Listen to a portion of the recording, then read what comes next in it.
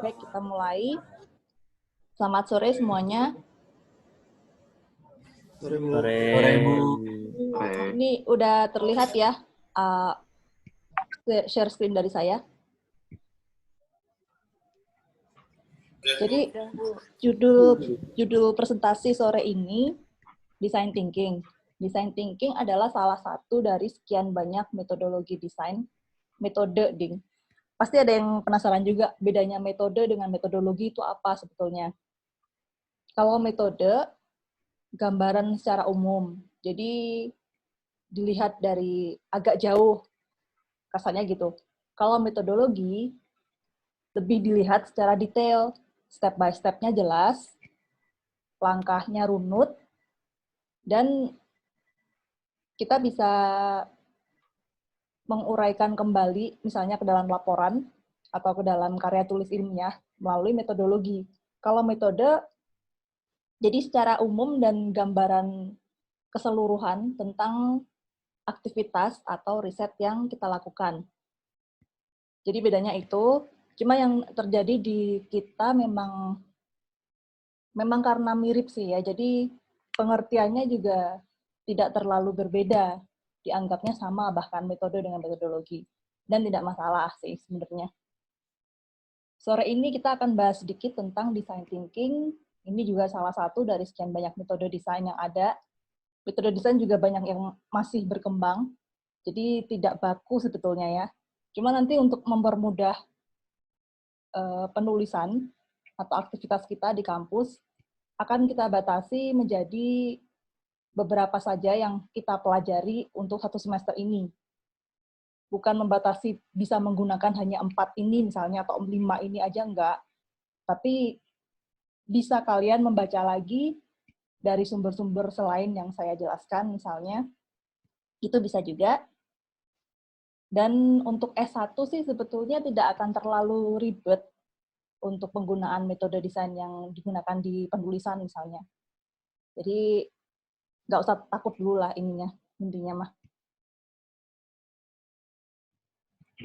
Inti dari design thinking dulu dikembangkan pertama kali oleh Tim Brown dari IDEO.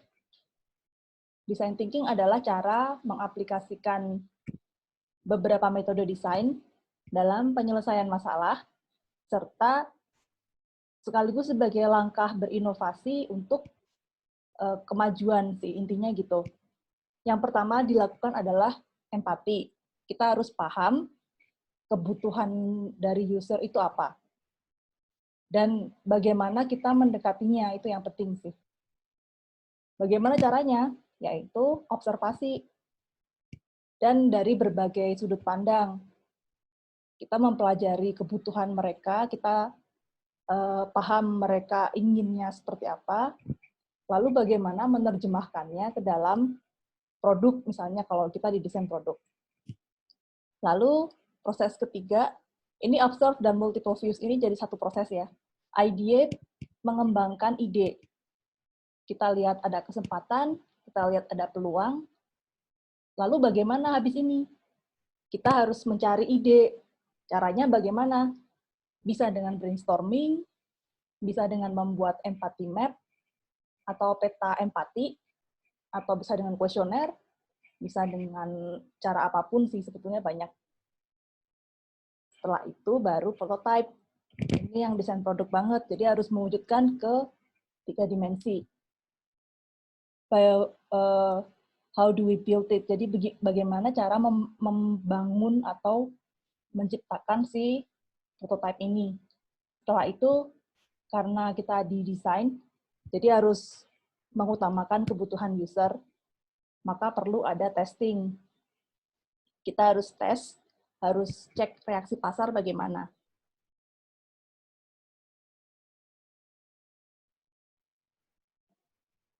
Framework dari, ini yang tadi sih sama aja sih.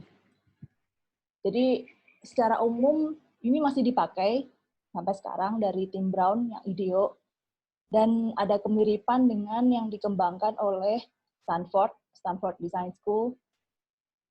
Yang pertama langkahnya adalah empathize atau discovery, menemukan masalah. Dalam penemuan masalah ini kita perlu berempati, kita perlu menempatkan diri di posisi user agar tahu kebutuhannya apa. Lalu yang kedua, menginterpretasikan hal-hal yang kita temukan dalam tahap yang pertama tadi. Dan menjelaskan, artinya mempersempit ruang lingkup. Apa yang mereka butuhkan, kita harus mampu menjelaskan di sini. Yang ketiga, mengembangkan ide. Ya ini bisa sesi brainstorming, bisa sesi empathy map seperti tadi. Banyak ya, ada user analysis. Caranya banyak sih, nanti akan saya jelaskan. Lalu yang keempat, prototype. Lalu yang kelima adalah tes. Ini wajib sih.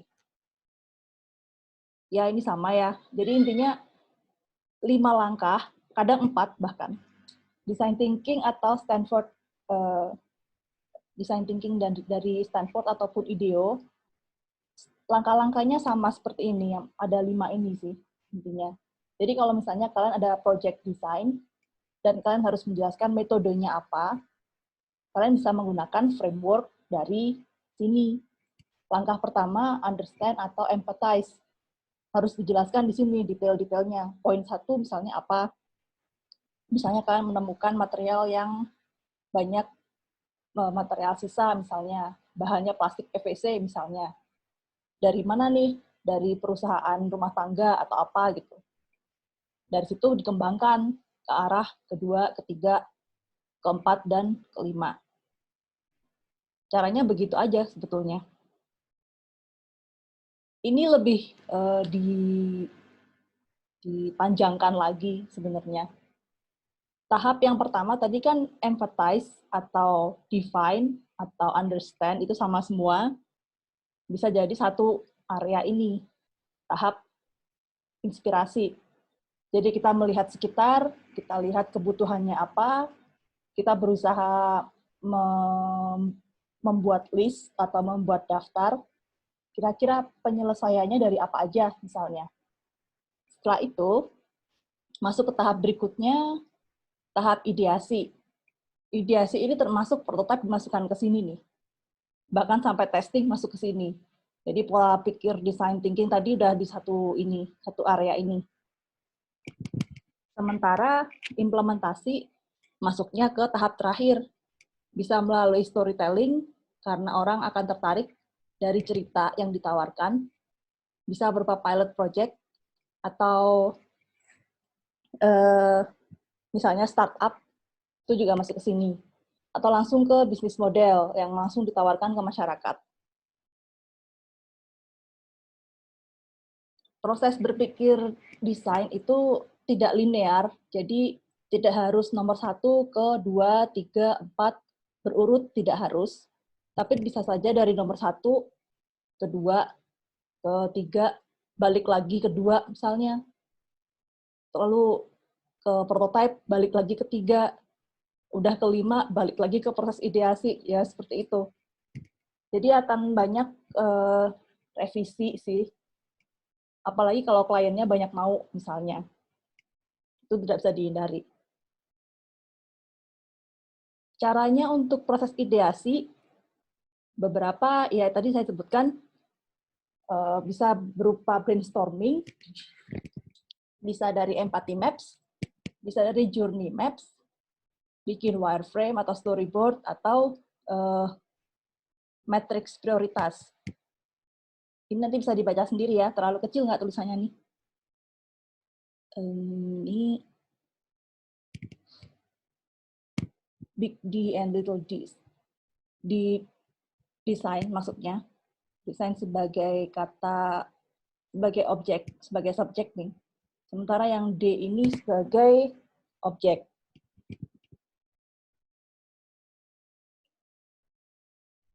Ini kalau desain research. Penelitian desain bisa menggunakan metode ini. Ini berupa pengembangan dari design thinking yang Stanford atau IDEO, dan lebih detail lagi sih. Metodenya bisa beberapa ini. Kebetulan kalau saya sering pakai etnografi. Etnografi ini berupa pendekatan ke manusianya. dan harus melakukan field studies.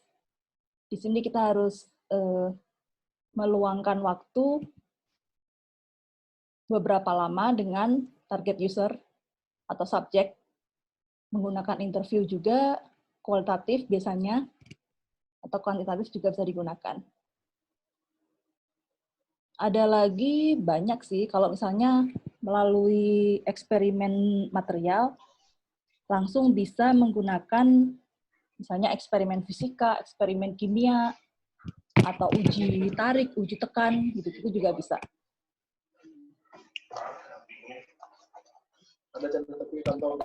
Empathy map bisa dibaca nanti ya. Jadi cara kita menginterpretasikan kebutuhan user atau target market tentang apa yang mereka rasakan dari produk ini, terhadap produk ini.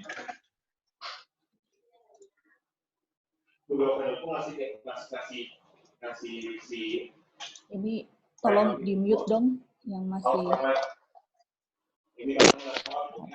Jo, mute, Jo. Udah saya mute dulu.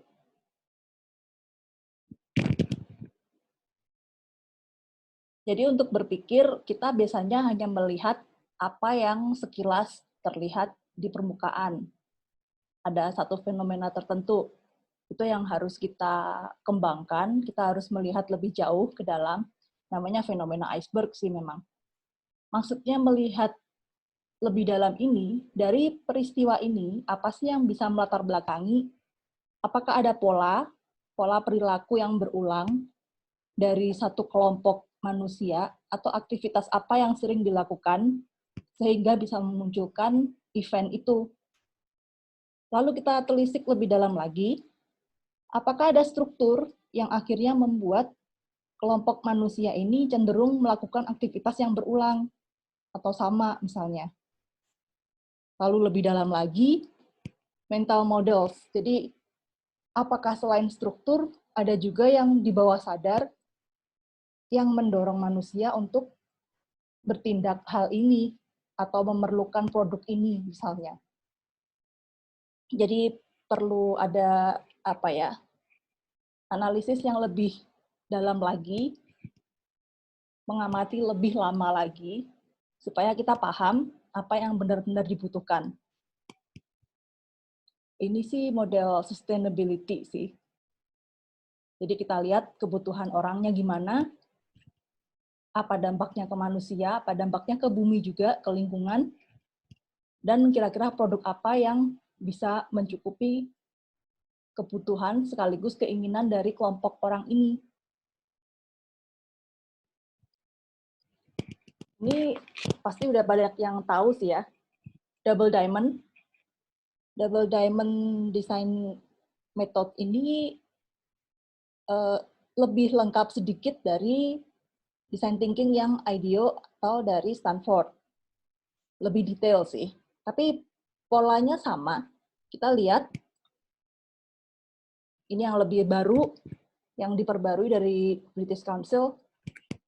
Kita lihat, kita dalam tahap discover, kita harus bagi dulu nih ya, discover, kita berikan list apa saja yang dilakukan di tahap ini. 1, 2, 3, 4, kita menemukan masalah apa gitu. Lalu tahap berikutnya define, kita harus ngasih list juga. Kita mengarah kemana nih nanti. Lanjut lagi ke develop, pengembangan ide tadi. Lalu deliver. Deliver itu nanti implementasinya gimana. Ke outcome. Outcome ini juga masuk ke testing, tes pasar misalnya, dan engagement ini dalam lingkup yang besar sih ya. Itu dulu sih, ini tugas sih sebenarnya, tapi nanti aja. Sampai sini ada yang mau nanya nggak? Bingung ya?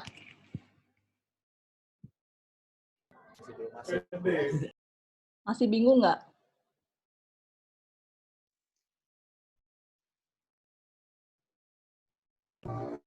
Masih bingung. Masih bingungnya yang mana? Saya terlalu cepat ngejelasin kayaknya. Harusnya kalian baca dulu yang saya unggah ke Moodle ini, lalu kalian bikin list buat daftar pertanyaan atau resume singkat dari apa yang saya sampaikan ini. Jadi dengan cara itulah akan bisa paham sebetulnya. Saya stop share dulu ya. Oke. Jadi itu ya tugas pertama, buat resume dari apa yang saya omongkan sore ini. Ya, Bu. Kebayang ya tugasnya. Jadi kan ada bahannya tuh di Moodle, saya udah kasih.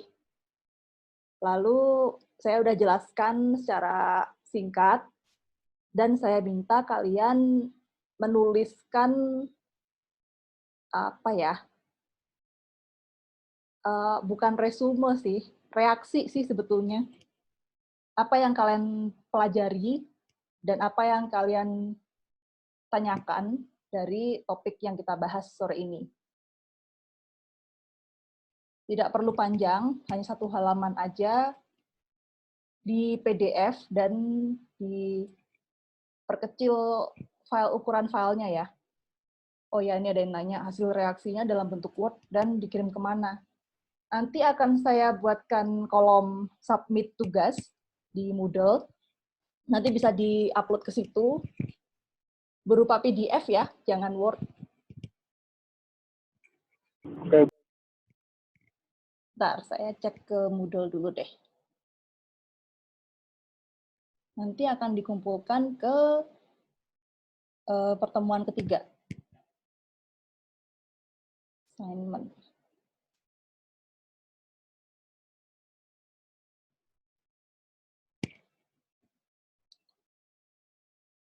Iya sih, paling itu dulu.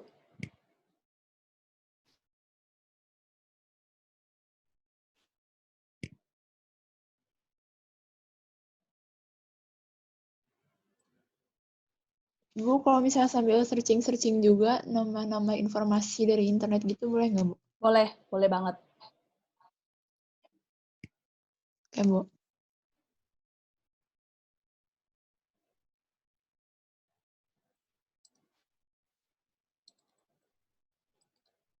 Ini tugas saya waktu kuliah di Jepang dulu juga gini. Jadi kita dikasih bahan, kita diberikan bahan PDF, bacaan jurnal 2 atau 3, lalu kita harus baca dalam waktu seminggu, lalu minggu depannya kita harus kumpulkan esai reaction esai. Jadi apa yang kita pahami dari situ, lalu apa yang ingin kita bahas terkait hal itu, lalu kita diskusikan bareng di kelas pertemuan berikutnya. Jadi aktif mencari tahu juga akhirnya.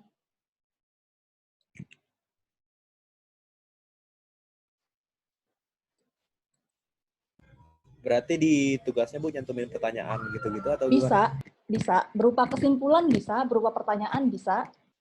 Intinya reaksi sih. Apa yang kalian pahami, apa yang ingin ditanyakan lagi, apa yang ingin didiskusikan juga bisa.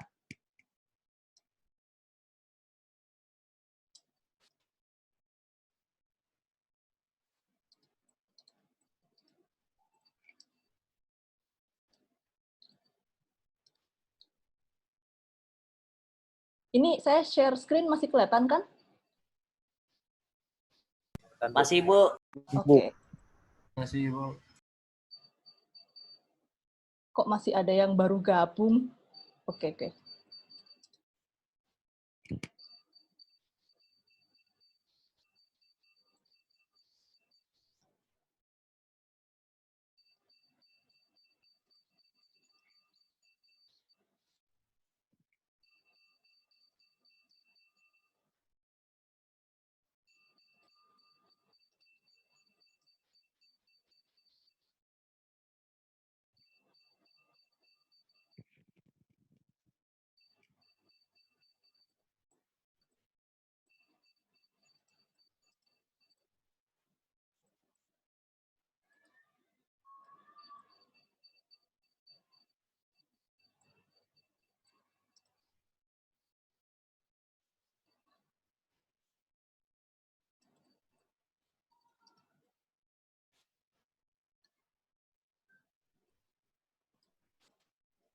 Ukuran filenya jangan terlalu besar ya, maksimal 5 mega. Kalau nggak tahu caranya, bisa googling, ada namanya compress PDF files, jadi nggak terlalu besar.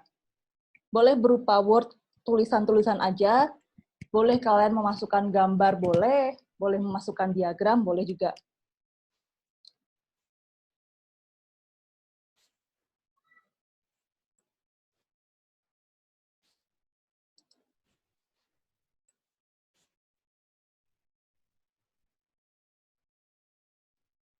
Submission-nya mulai hari ini sampai minggu depan itu tanggal berapa, bentar ya.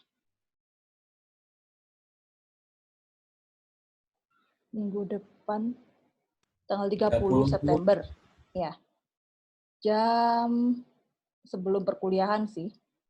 Jadi kita kuliah jam 3, saya minta sudah kumpul jam 9 pagi maksimal karena saya harus baca dulu. Oke. Kenapa?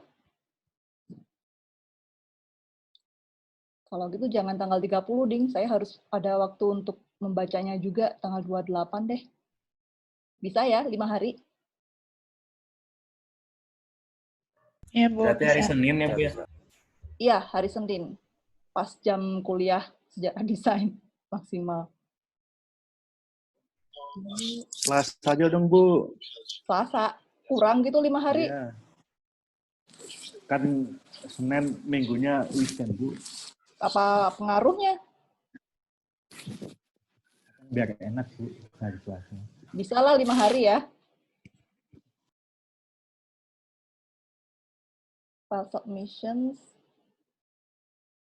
maksimumnya 5.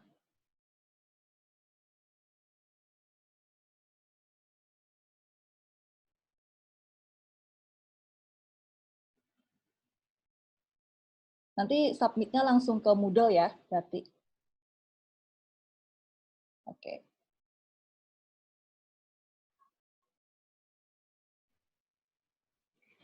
Hari Senin ya. Oke, Bu.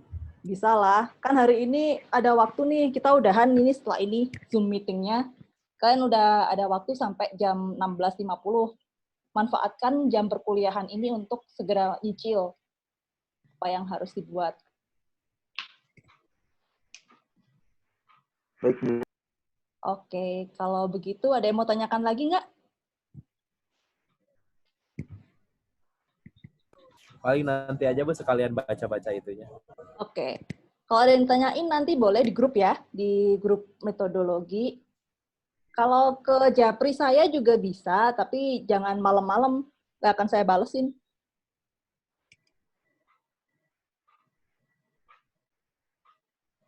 Kalau sudah